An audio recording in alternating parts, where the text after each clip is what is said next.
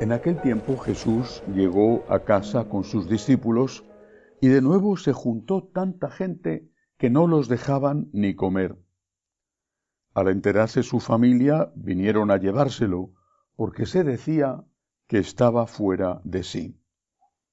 Palabra del Señor.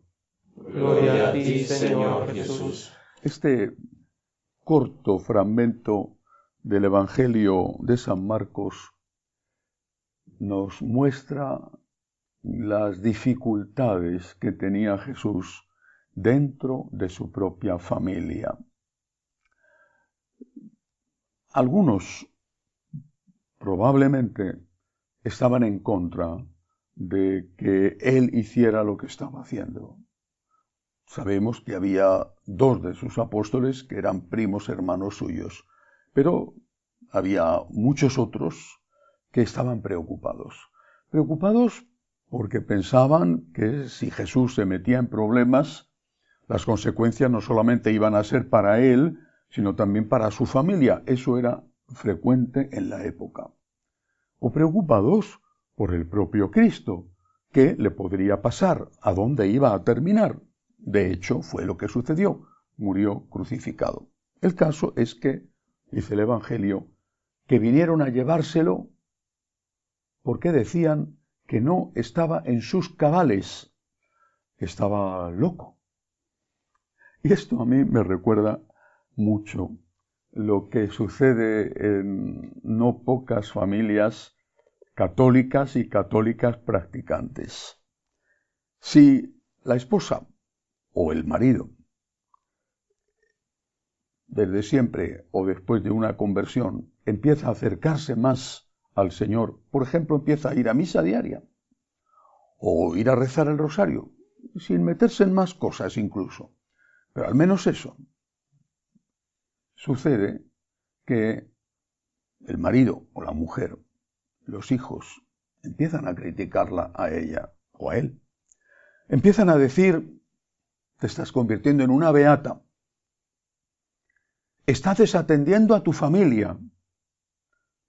Lo de desatender a la familia es mentira, porque, por lo menos en la inmensa mayoría de los casos, porque precisamente porque va a misa más, tiene también más paciencia para evitar enfrentamientos con el marido y para tolerar los desplantes de los hijos. Pero da igual.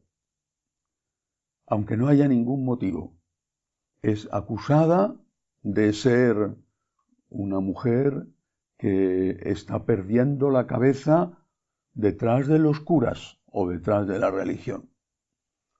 Y algo parecido sucede cuando un joven o una joven empieza a tener inquietudes vocacionales y lo plantea en su casa, tanto si es menor de edad como si es un joven adulto. ¿Estás loco? ¿Eres un Quijote? ¿Eres un defensor de causas perdidas? ¿Vas a arruinar tu vida con el espléndido futuro que tú tenías? ¿Hacerte cura o hacerte monja? ¿Pero a dónde vas? Con mucha frecuencia esas objeciones, esos ataques siempre molestos, no tienen resultado, aunque hacen sufrir. Pero hay veces, sobre todo en algunos casos de algunas mujeres y a veces también con los jóvenes, especialmente si son todavía adolescentes o muy jóvenes, que sí que les afecta. Quieren a su familia precisamente porque son buenos chicos, aman a sus padres, están dedicados a ellos, se portan bien en casa.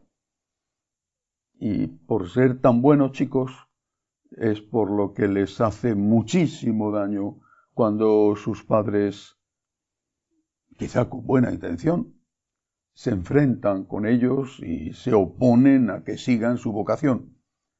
Las consecuencias las pagarán unos y otros, él y los padres. Pero en cualquier caso, repito, esta escena que le ocurre a Jesús me resulta muy familiar y no es aquella familia de Jesús la única que se opuso a la llamada de Dios. ¿Cuál es la consecuencia? ¿Perdió Jesús la cabeza? ¿Estaba loco? No, ni perdió la cabeza ni estaba loco. Pero ¿cuál fue la consecuencia de aquello que Jesús hizo?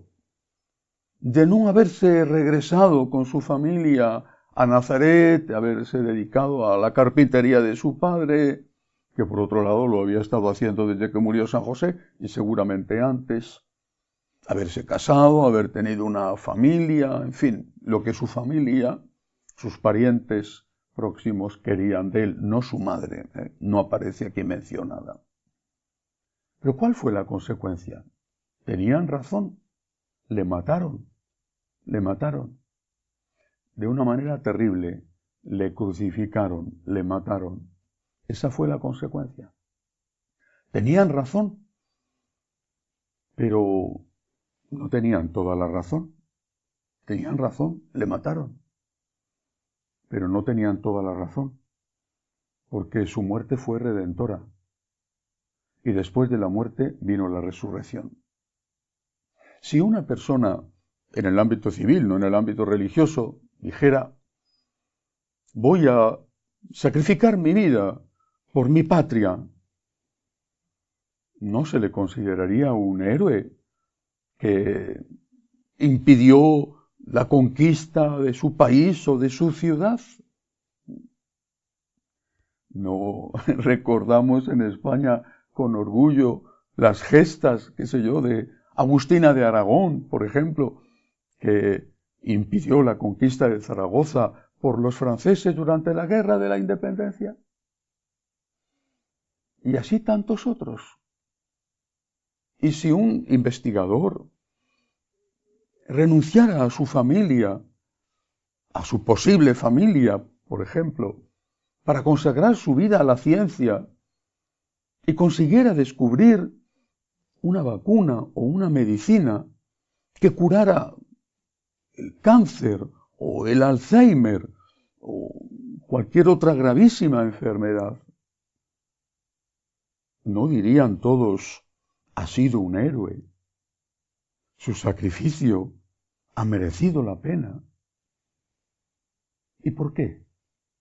Con Jesucristo no se veían las cosas así, posiblemente porque no conocían el futuro. Pero Jesús sí lo conocía, pero también porque no se fiaban de Jesús. Y lo mismo pasa en las familias. ¿No es acaso esa mamá que va a misa, que reza el rosario, la que sostiene la familia, porque luego no descuida las obligaciones caseras? Y no es precisamente su devoción la que le impide romper su matrimonio, la que ayuda a que mantenga unida la familia. Y no es ese joven al que se ataca, se critica, incluso los suyos se burlan de él, le zahieren y quieren impedir a toda costa que vaya al seminario. No es ese joven el que después estará más que ningún otro de los hijos, con toda seguridad, más que ningún otro de los hijos al lado de sus padres cuando sean ancianos. ¿No será él el que esté más que nadie cuidando de ellos, aunque no esté físicamente a su lado? ¿Y no será él el que ayude a tantos, el que recoja tantas lágrimas, el que dé pan a tantos hambrientos, el que ayude a tantísimos a prepararse para la vida eterna? Jesucristo hizo lo que tenía que hacer, pero estoy seguro de que fue doloroso para él hacerlo. Invito a los católicos practicantes a que no hagan la labor del demonio poniendo dificultades a los hijos que quieren consagrarse a Dios o simplemente a los miembros de su familia que quieren estar más cerca de Dios. Que así sea.